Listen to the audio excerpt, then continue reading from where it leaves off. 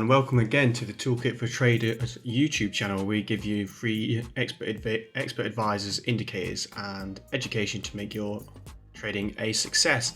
And we're back on course after a little break, Christmas break. I hope you had all a nice time with our CodeYourOwnEA's MQL4 programming tutorial series, and we're on the third lesson and we're starting to get into some of the meat and bones of coding now, which is really good. Let's get into it. So we're looking at the coding building blocks today in the third lesson of the Expert Advisor course. So we're going to go through some real fundamentals, and we're going to start looking at getting into MQL4, getting onto the IDE meta editor, and doing our first bits of coding. So today's video, we're looking at how lines of code are like sentences, what our variables are and how to make them, and what a comment is and why you should use them. And I really hope that you'll start to think after watching this that this all is really simple and nothing to be daunted about, that coding is nothing to be worried about, and that most people can actually do it. So a quote for this lesson: you can practice shooting 8 hours a day, but if your technique is wrong, then all you become is very good at shooting the wrong way. Get the fundamentals down and the level of everything you do will rise. And that's Michael Jordan, very famous basketballer, and that's what today's lesson is about. It's about getting the fundamentals right so that our coding journey is good as we go forward.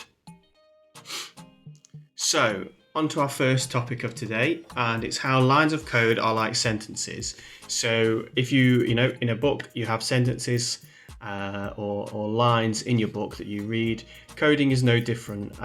It might look daunting, it might look like gobbledygook when you look at it, but when you break it down, it's actually very simple. So I'm going to use an analogy to explain that, and my analogy is about making a cup of tea. Now, if you were trying to get somebody who'd never made a cup of tea before to make a cup of tea, and they said, I don't know what to do, you might write them a list of instructions, and it might go something a little bit like this. You might say, pour cold water into the kettle.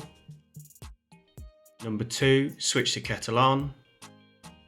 Number 3, get a cup from the cupboard, and so on and so forth. And you can see, your breakdown. I mean, this is obviously really basic for a really basic task. There's a lot of detail in here, but the point is, you go through the list and you say, do this, do this, do this, and you just give them each line of instruction for that person to make a cup of tea. And coding is no different. And what I'd like to highlight here is, what we've got is you've got a line number telling which instruction is which on the left hand side over here.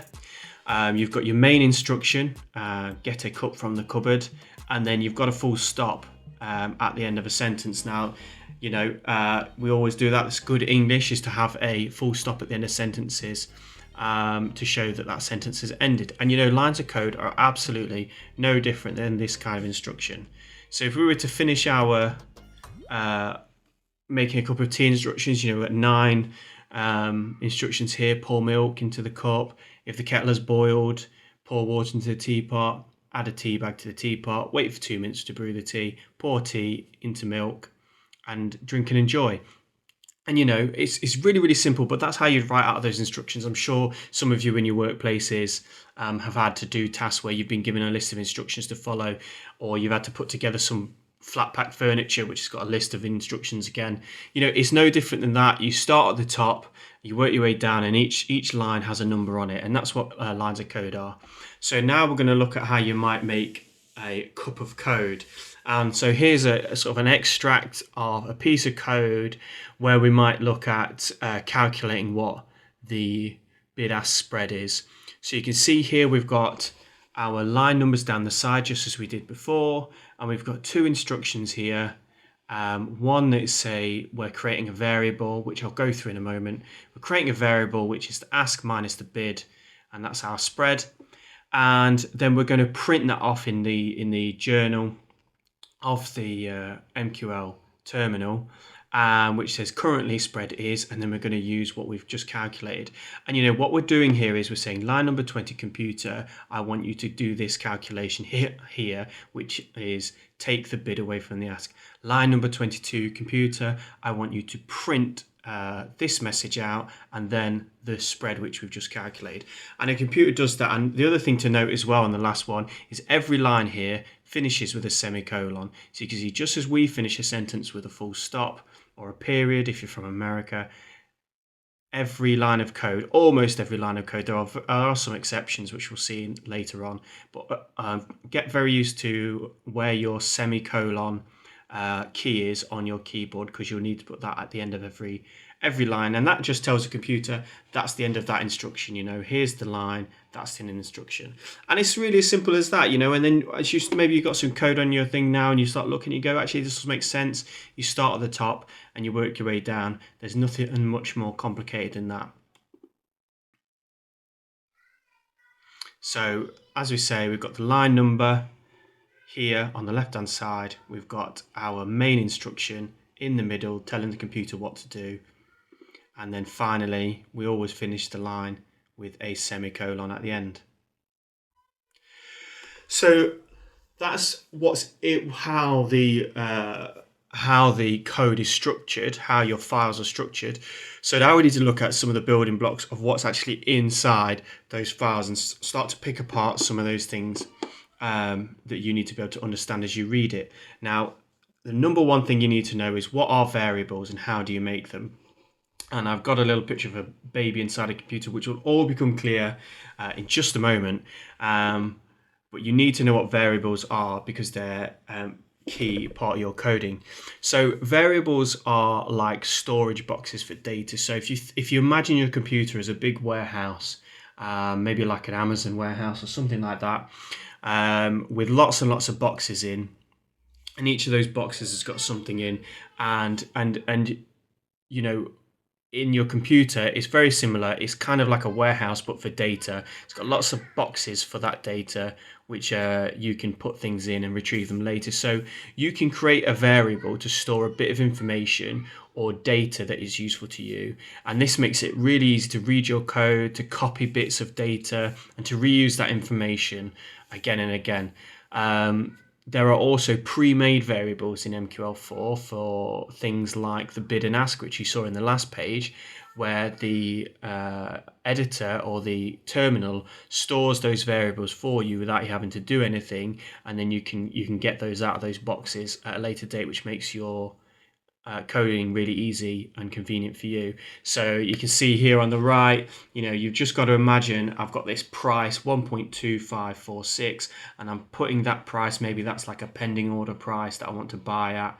I'm putting that into a box, into a variable, to store that for a later date. And that's kind of what variables are. So when you're writing code, you'll be doing this again and again and again. And one of the key things you need to do is to be able to create your own variables. So how are variables made? So I'm going to use this and another analogy, and it's a bit like babies. So please let me explain. Don't turn off the video just yet. Let me explain what I mean when I say making variables is like making babies. So when a baby is born, the first thing the parents tell us is what kind of baby it is, or what type of baby it is, and they will say it's a boy or a girl. It's a boy, it's a girl. It's the first thing that we're told usually when a baby is born. And when we make variables, we need to tell the computer what type of variable we have made. Now, obviously, we don't make boys and girls on computers, but we make text, numbers, true or false, and various other types of data that we might want to store. So the first thing we need to tell the computer, like we do with babies, is what kind of data are we storing. Once we know what the baby is, we usually ask for his or her name, right? If you meet some parents and they say it's a boy, and then you go, oh, that's really wonderful, I'm glad everybody's safe. And the next thing you'll say is, and what have you named him or her? And as in coding, it's exactly the same. When we've told the computer what kind of variable we've made, we then need to name our variable. So as an example, here I put on here that we've created a variable called max pip. So we've told the computer it's going to be an integer type, an int type, which we'll go through in a moment. And then we've given it a name, which is max pip. So this might be the maximum number of pips of a stop loss you might want to store or something like that. So we tell the computer what the type is, and then we tell the computer what we're going to call it, and as always we finish that line with a semicolon. So here are the main types. I'm going to go through 4 of the main types of variables used. There are lots more, and you can read up on all of those, but I'm just going to go through the 4 of the real key ones, and then we'll cross the rest off as and when we need them when we're doing actual coding. There's no point in just, if I do all of the variable types now, it'll just sort of frazzle some people's minds because there are loads and a lot of them overlap in many ways. So it's just really key. The ones that you'll most commonly do are these. The first one is called a double, and a double means any number that could include a decimal place, or it includes a decimal place, like for instance pi, which is 3.14159, or the number, and I think that's 12,202,021.1. The fact is it contains a decimal place, or it could contain a decimal place, so we need to put that variable needs to be a double, and that is useful for things like storing prices, so maybe pending prices or prices where X crossed Y, something like that. It's useful for indicator calculations, excuse my spelling on this line, indicator calculations, and it's useful also for general calculations. So if you're doing, for instance, a calculation like 48 divided by 17 is equal to, the result needs to be into a double because it's going to contain decimal places. Prices contain decimal places, so they need to be stored in doubles. And most indicator calculations, most indicators will give you a number that contains a decimal place. So you need doubles for those. An example where we might make one down here on the left, we've got double, we're creating a double type, we're calling it pi, and in this case we're actually giving it a value. We're saying what we've created our variable, and we're going to put in that variable the number 3.14159, which is pi to 5 decimal places, and as always finish with a semicolon. The next type we're looking at is int. So this is similar to a double, but this is any number that does not include a decimal place, like 0, 1.15, and not 1.1, 121,545, 12. The point is there's no decimal places in any of these numbers. If you try and put a number with a decimal place into an int, it's going to do something like round that number, which that can be quite problematic.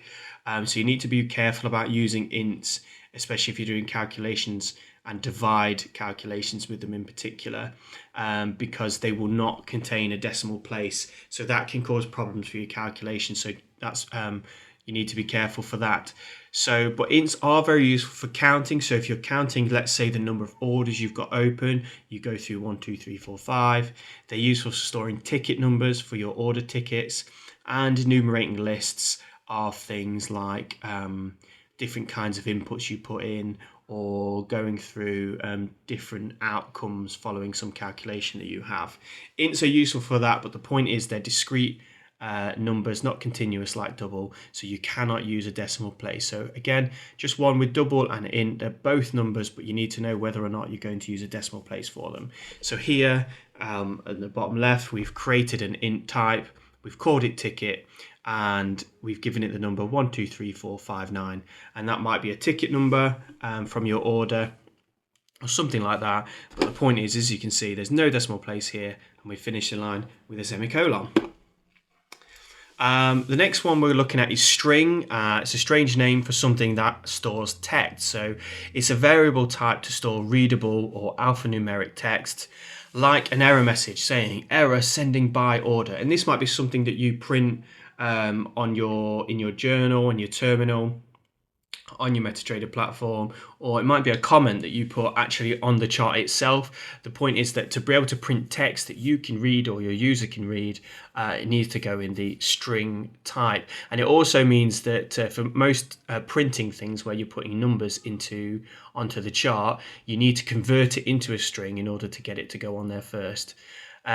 Strings are really useful for the charter symbol. So when you're selecting which symbol or which pair you want to trade, that is actually done in a string. For instance, Euro USD.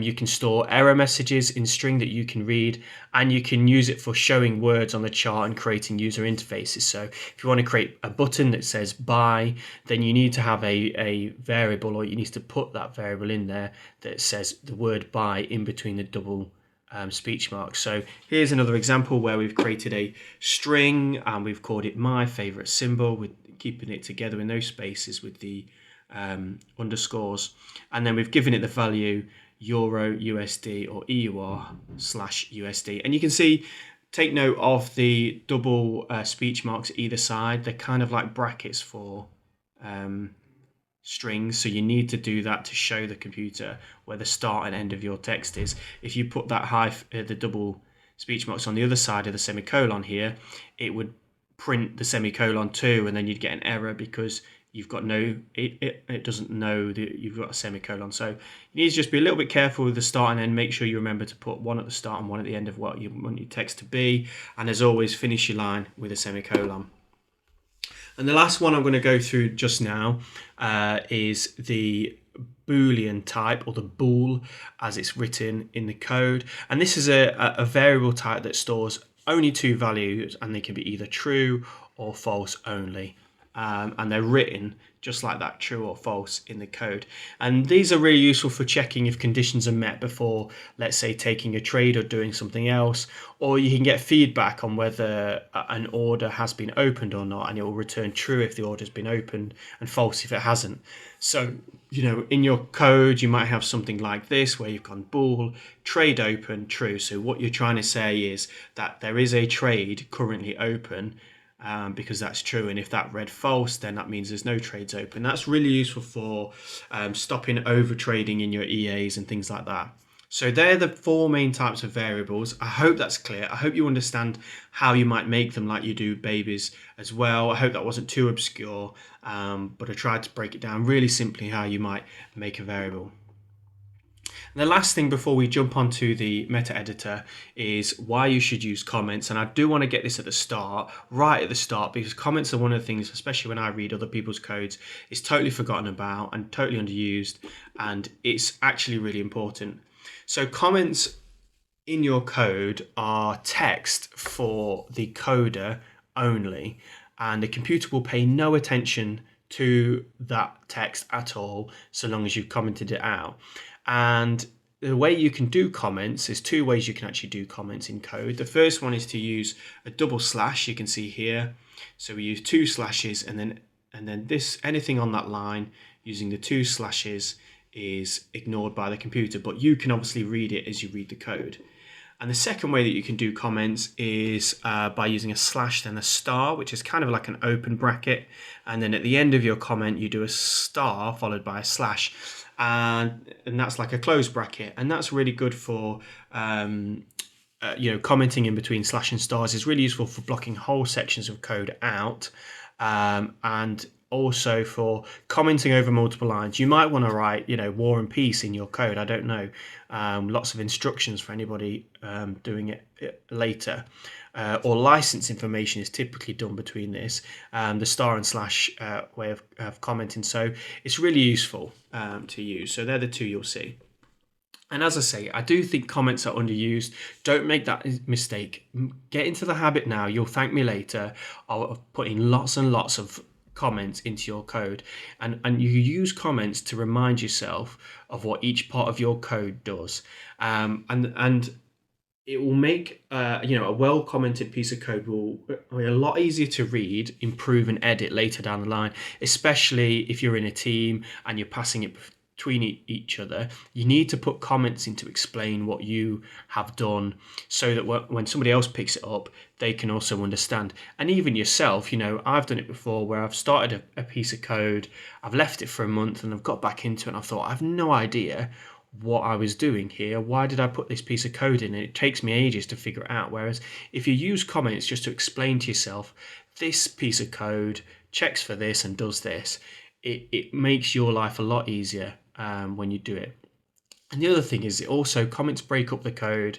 It helps you to, especially when you get lots and lots of lines, helps you to see where to break it up so that you can understand which sections you've got of your code. So if you find a bug, you can find your way through it as well. So do put comments in. You'll see me put comments as well. I really encourage you to get into the habit of putting lots of comments in. You almost can't put too much comments in. Like I say, they don't affect the running of your code. It's just to make your life easier in the future. And the bigger your code is, the more complicated your EAs and indicators are, the more important this is, because it's really hard to get back into your code if you've not commented it. So we've jumped over to the meta editor now, and I've pulled up the MQL tutorial lesson 2 file that we made in the last video. And what I'm going to do is I'm going to use some of those variables now, and that we're going to create an EA that does a job for us. So, and using this EA, you'll see how some of these variables are used. So just go in here, and because we're going to be editing it and it's going to be a new version of this EA, I'm just going to change the name to lesson 3 so I don't override the work I did last time. I know there wasn't much, but you know, it's good practice to do that. So I'm going to save that, and we're now starting. So you can see here, there's a lot of stuff that I haven't gone through just yet. So don't worry too much about that. You know, you can pretty much ignore everything highlighted in blue here. What you want to do is let your eyes come down to where it says void and onTick. And this is a form of a function, which functions will come up in the next video. But you want to just go to this onTick area, and let's make a bit of space for ourselves. So what we're going to do now is we're going to use some of those variables, and we're going to create an EA. It's not going to open any trades. It's not going to do anything particularly spectacular, but it's going to do the simple job of telling us how many points worth of spread there is on the current symbol. So I'll just go through that with you now. So the first thing we want to do, you can see we've got a bracket here. I'm going to indent using the tab button there, and I want to create a variable that stores how much spread there is on the current symbol. So to create a variable, spread is going to be, because I'm going to be doing prices, I'm going to be dealing with prices, it's going to be a number with a decimal place. So I'm going to create a double. So I'm going to write the word double, and you can see it came up in the, as you can see, when you start writing, it will come up with a tooltip to help you, which if you press return, it will complete that. Or you can just type it in yourself. I'm going to give it a space, and then I'm going to give it a name. So I'm going to give it a name, let's say current underscore spread. So we're creating a variable here, and we're giving it the type double and the name current spread, and I'm going to put my semicolon on that line to end that line. I'm then going to go to the next line, and I want to put a value now into the current spread. So I'm going to say current spread is equal to, so we're going to put something in using the equal sign, and we're going to put in the bid-ask spread. So the bid-ask spread is the ask, and you'll notice here that it comes up as pink when I write ask in this way with a capital A, and that's because ask is actually one of the hard-coded variables in the terminal. So a useful one, you can get the ask price for the current symbol just like that. We can also do the same for the bid. So if we type bid, it will go pink. And we've got the bid-ask spread there, and we need to finish that line with a semicolon. So we've now got the bid-ask spread stored in our current spread variable.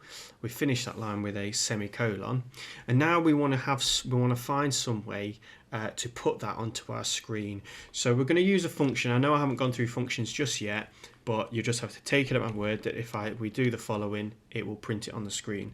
So we're going to write comment with a capital C, and you can see it comes up in the tooltip.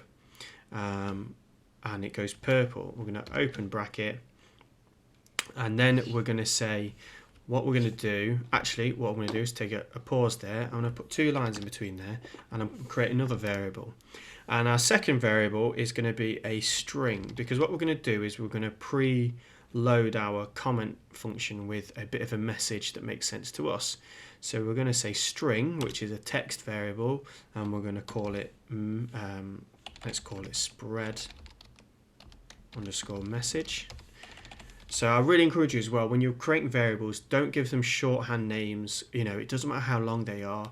Make them really readable and really understandable. You know, don't do this. If you're going to create a similar one, don't do spread message like that, because you might not understand, or even worse, ones like SM. You know, yes, okay, it's shorter and it looks slicker and all the rest of it, but you know, if you come back to that in 3 weeks' time, you're not going to know what that string SM is supposed to do. So give yourself a break and write out nice long, if you need to, variables that really explain to you what they are. So this one's called spread message, and we're going to give this one straight away actually a value. So we're going to put in there, we're going to put in the speech marks because it's a text. I'm going to say the current spread is, put a space in there, and then so we're going to start off our message with the current spread is, and then we're going to put that in there. So we go now down to our function for comment. Now the comment function can take input, so we're going to put in our spread message. I'm going to put a comma to separate that variable from our current spread. So we'll put that in, we're going to put close brackets, and as always a semicolon to end that line of code. So we've got here 2 variables which we've created, and we've put them into a function, and that function is going to put that text and that spread onto our chart. And the other thing to note here as well is just to let you know what this onTick actually does. So the computer's going to follow this list of instructions from 34 down to 40 every time there's a new tick on price. So onTick means that every time there's a new tick on price, a new tick comes in, it's going to complete this list of actions that we've written here.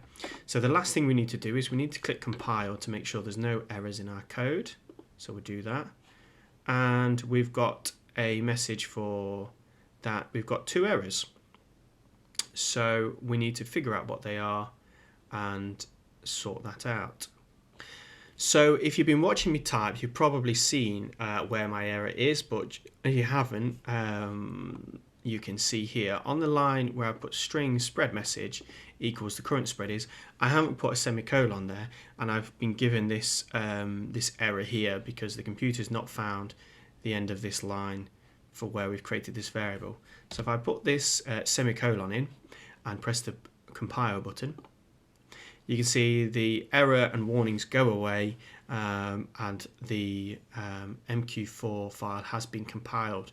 So if we open our experts folder, you can see I have now got a in there. So what we want to do now is we go to our trading terminal. So we've jumped over to the chart now, open that up, and what we want to do is we want to take our, you go to your navigator in your expert advisors folder. If that's not open, you do that, and to drop it down, and you take your MQL tutorial lesson 3 and just drag that onto your chart. It will come up with some information. We've got no inputs at the moment. Just click OK, and hopefully it should start. So you can see here, not a lot's changed, but in the very top of the screen, you can see we've got the message, the current spread is, and we've got, it's flicking around, not actually that useful, but it's just a start. We've got a spread of about, it's about 1 pip at the moment, 1.1 pips tends to be. So you can start to, every time a tick comes in, that is changing as the price moves. So it's flickering, not that useful, but it's our first EA, it's our first use of the MQL coding language, and hopefully you've been able to get that little message up here running on your platform. So I hope you like that, delving into the meta editor and looking at some of those variables which we've just been talking about. In the next video, we're going to get our code on again, and we're going to be looking at, we're going to do a quick recap on the variables, and we'll look at some of the variables that are actually inbuilt into the MQL file again, and we'll look at functions, which are another key fundamental part, and how functions are like factories, where you put inputs in, you do a churn, and you get your outputs. And again, that will be our last of our fundamentals, these two parts, 3 and 4 on our fundamentals, and then we'll start getting into making our very first EA. As always, if you have any questions, drop it in the comment section below. I'll answer as many as I can, but feel free to answer each other's questions too, and let's build a community on a coding journey. You can also join the conversation on the new free forum. Head to toolkitfortraders.com, sign up to the members area, and this is where all the source code, including today's source code, is stored. And put a date in your diary as the 20th of January this year, because the second EA of the channel drops. So make sure you've liked and you subscribed the video, so that you get notified when that video comes out that explains what that EA is and what it does. And if you like the video, really helps me out, really nice and encouraging. If you like it, subscribe to the channel and give me some comments, some feedback down in the comments below, and I look forward to speaking to you soon.